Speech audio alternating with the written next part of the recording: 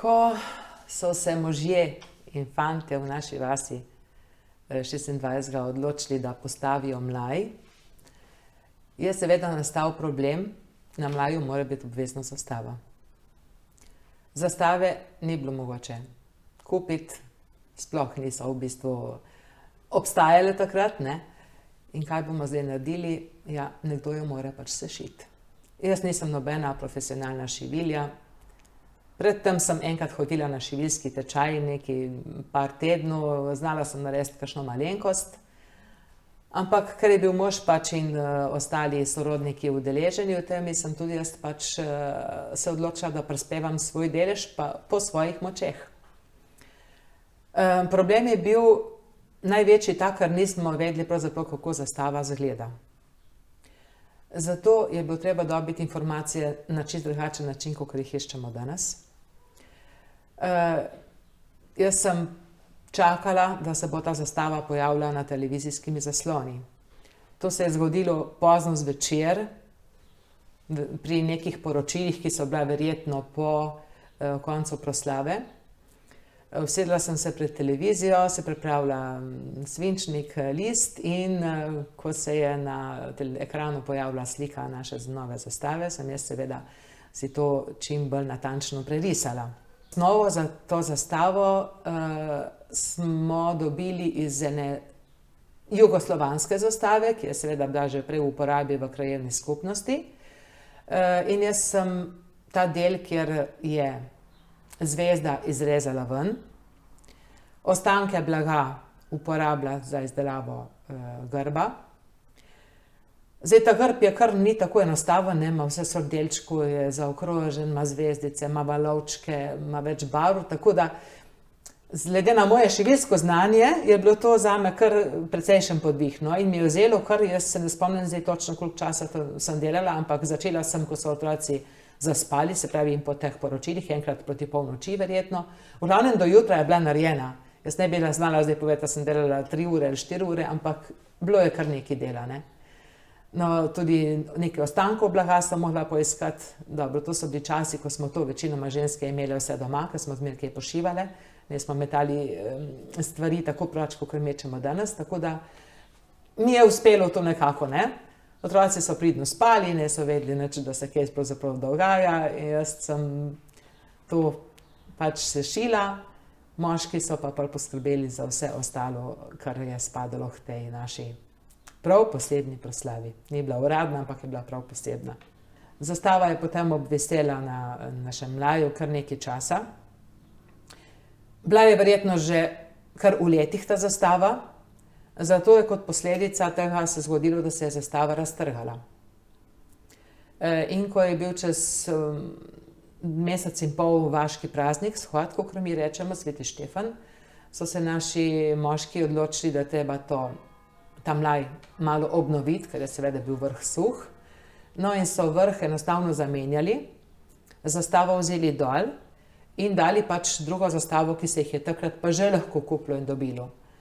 Jaz pa, neumna, kakor sem bila, sem to mojo zastavo vrgla proč. Zdaj, danes mi je zato seveda strašansko žal in ne vem, kaj mi je bilo, res ne vem, kaj mi je bilo. Mlada in neumna, drugega nemam kaj reči, ne. Tako da zastave ni več.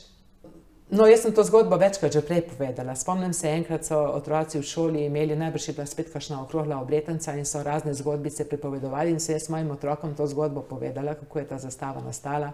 Tudi v šoli sem večkrat že svojim učencem povedala, ne. In zdaj, ko smo izdajali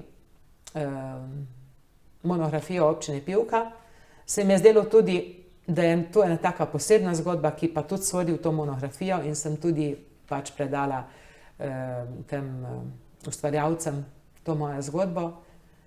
No, in tako je prišlo potem do te ideje, da bi pač mogoče pa naredili repliko. Jaz nisem mašine za šivati odprla že odkar smo tlele v tej hiši, to je 28 let, nisem šivala. In moja mašina za šivati je tudi že čisto taka zaribala, bi rekli po domače, ne. Tako da je bil to zame še večji podvig, kot je bil pred 30 leti, da sem si to mašino sposodila od prijateljice, da sem spet malo vadila, kako se to šiva. In imeli smo tudi kar nekaj težav z blagom, kako zdaj narediti, da bo to čim bolj podobno stvari, ki je bila takrat. Jaz sem najprej iskala v trgovinah, ki zdaj prodajajo blago, ne.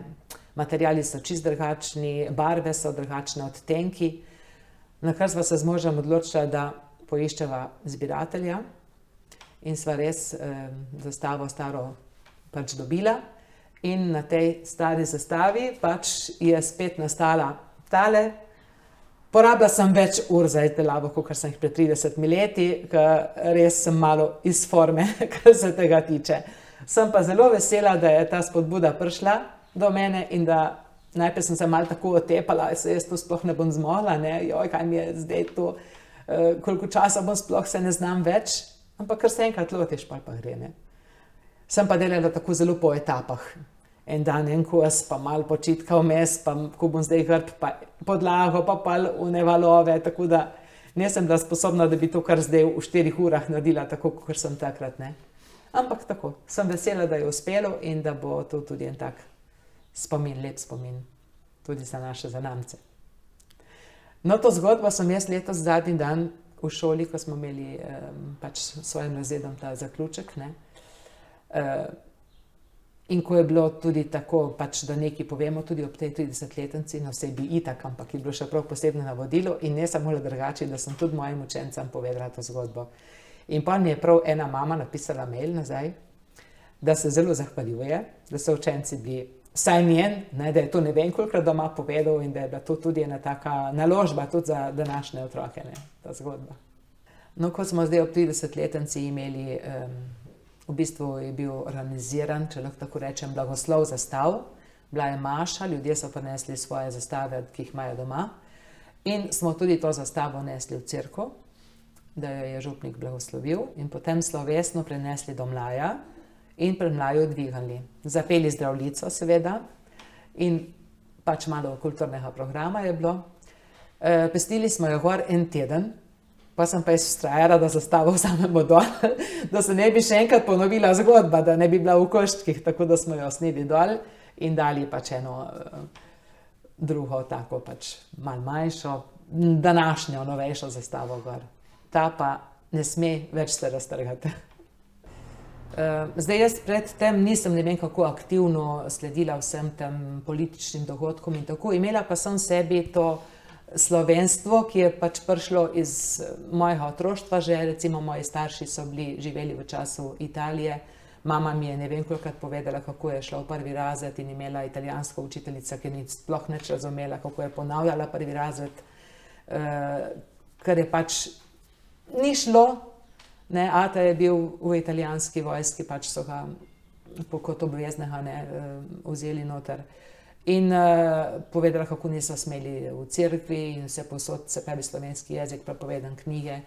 To mi je že za otroštvo ostalo. Potem sem pa še v gimnaziji imela enega izrednega profesorja zgodovine, Zupana, legendarnega lahko rečemo, ne, ki pa je imel res zaveden slovenski, imel pa prav en poseben način poučevanja, se pravi izven vseh takratnih verjetno okvirov, on je imel to slovenstvo prav na posebnem piedestalu, bi lahko rekli, ne. On je zmeraj poudarjal slovensko zgodovino. Poleg vsega ostalega, kar smo mogli znati, je bilo posebna enota namenjena Slovencem in tudi, ko se bi ti vprašal zgodovino, si dobil pač vprašanje od redne snovi, ampak eno vprašanje pa še o Slovencih, karkoli v zvezi, ne, od začetka do, res nam je v cepu eno tako domoljubje, ne.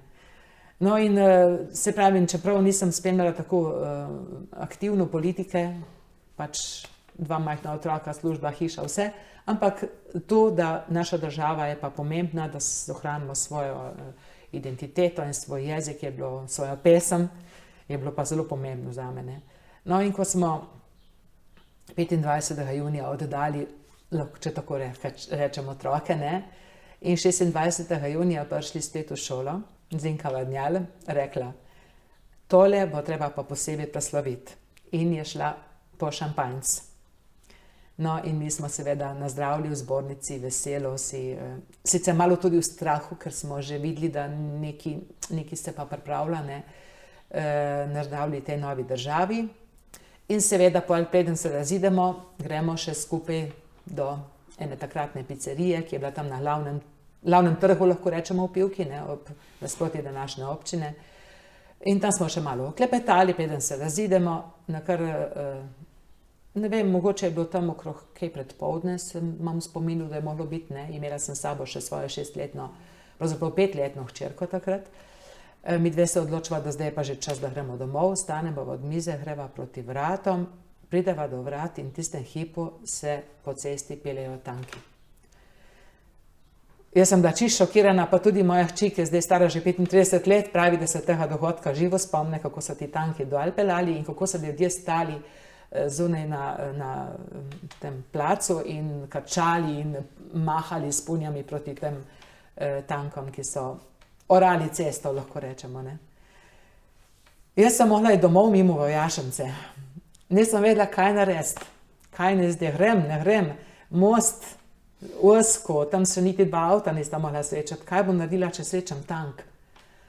In potem, ko se je ta kolona nekako umirila in se nam je zdelo, da mogoče pa zdaj nekaj časa ne bo več, smo se na hitro odpravili in res srečno prišli domov, spotoma smo videli še tam en zid podrte, stopnice, ki je ta pač tankist malo nepravilno zapeljal, bi lahko rekla.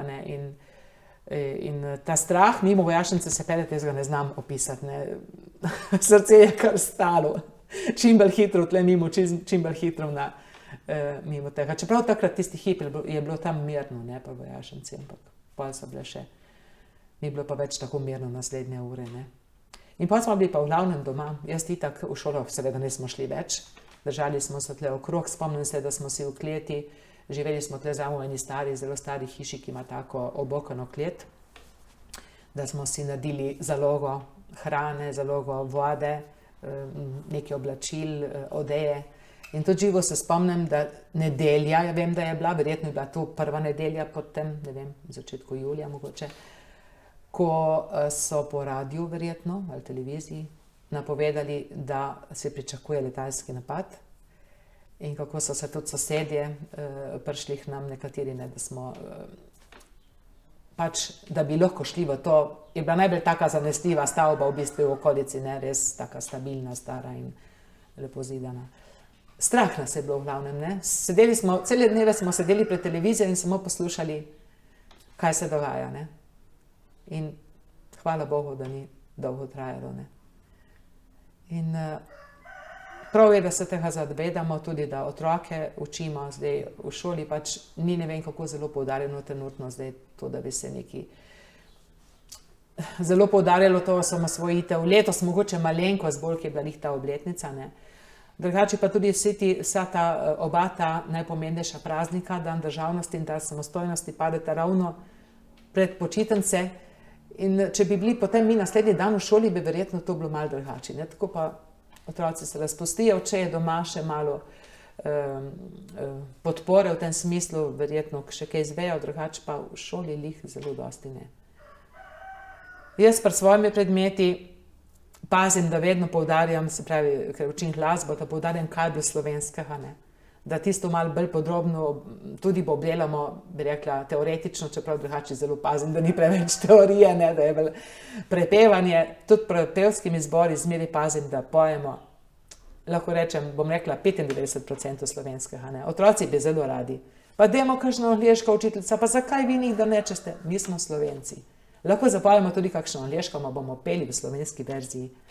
Tako da na tem pa res, pa zdaj so se kar navadili in tako, mislim, da tudi oni dobijo od tega neko spoznanje, da je to pomembno za nas,